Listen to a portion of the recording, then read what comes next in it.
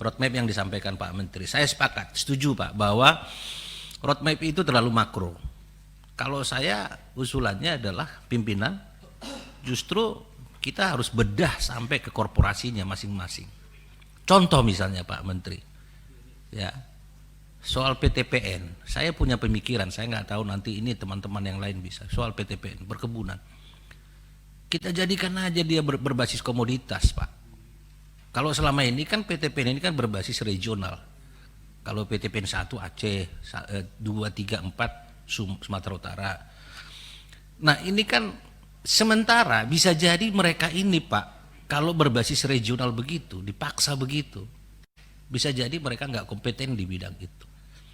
Nah saran saya terkait terhadap roadmap ini, PTPN ke depan ini kita berbasis komoditas saja. Sehingga orang tahu PTPN yang mengurusi sawit, tok fokus di situ gitu. Jadi sawit mulai dari Sumatera Utara sampai ke Jambi itu diurusin oleh satu PTPN, gitu.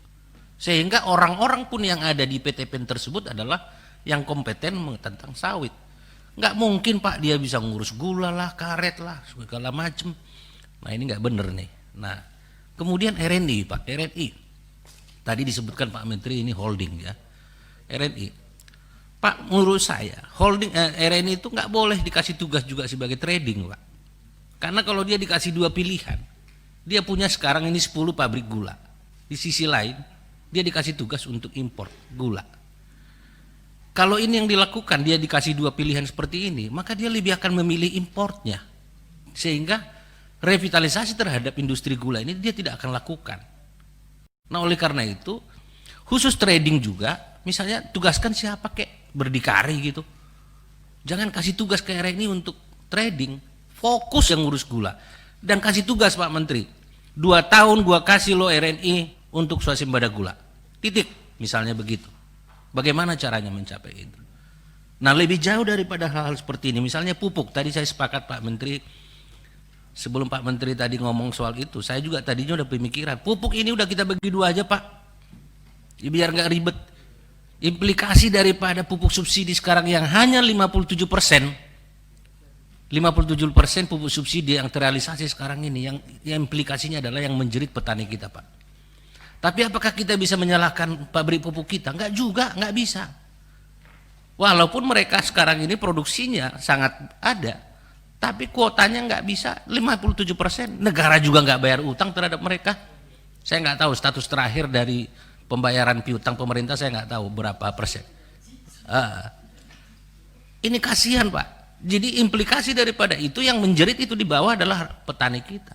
Sementara kita sekarang bicara pangan-pangan segala macam, food estate dan lain sebagainya. Nggak bisa Pak Menteri kalau ini nggak kita benahi, kalau di hulunya nggak benahi. Nah masih banyak yang lain. Terus satu catatan saya terhadap efisiensi Pak. Dari BUMN kita sekarang ini kita nggak boleh menutup mata terhadap inefisiensi yang banyak terjadi. Apakah itu BUMN besar seperti PLN, Pertamina dan lain sebagainya ya. Tadi saya sepakat bahwa Telkom memang sudah menuju BUMN yang efisien. Tapi bagaimana caranya? Seperti PLN, Pertamina bisa seperti itu. Nah, yang berikutnya adalah karena kita sekarang lagi mau bahas juga di Prolegnas, ini sebagai informasi kepada kita, udah ditetapkan kemarin di Prolegnas Komisi 6 itu pimpinan undang-undang BUMN. Saya kira roadmap ini juga harus kita nantinya harus comply terhadap undang-undang BUMN yang akan kita bahas. Artinya walaupun roadmap duluan yang kita ini kan, tapi kemudian kita harus mendesain roadmap ini comply terhadap undang-undang BUMN yang nantinya akan kita bahas secara bersama. Nah, usulan saya konkretnya adalah jangan hanya klasternya yang kita bahas, tapi termasuk jeroan daripada masing-masing korporasi BUMN itu sendiri, itu harus dibicarakan lebih dalam lagi. Apa dan bagaimana yang bisa dilakukan. Terima kasih pimpinan. Ya, termasuk turunan-turunannya nanti ya. Kalau komoditas itu termasuk turunan-turunannya, pabrik-pabriknya itu jelas jadinya ya. Nah, sedikit lagi, termasuk PAL Pak Menteri. Sampai ini kan PT PAL, tapi mereka kan nggak komersial Pak tugasnya. Ini kan nggak bener nih. Sampai kapanpun PT PAL ini pasti rugi. Nah ini yang kayak gini-gini kan ini harus kita bicarakan ini Pak Menteri nih. Makasih. Cukup Pak Darmadi dulu, terus Ibu jangan berpanjang-panjang.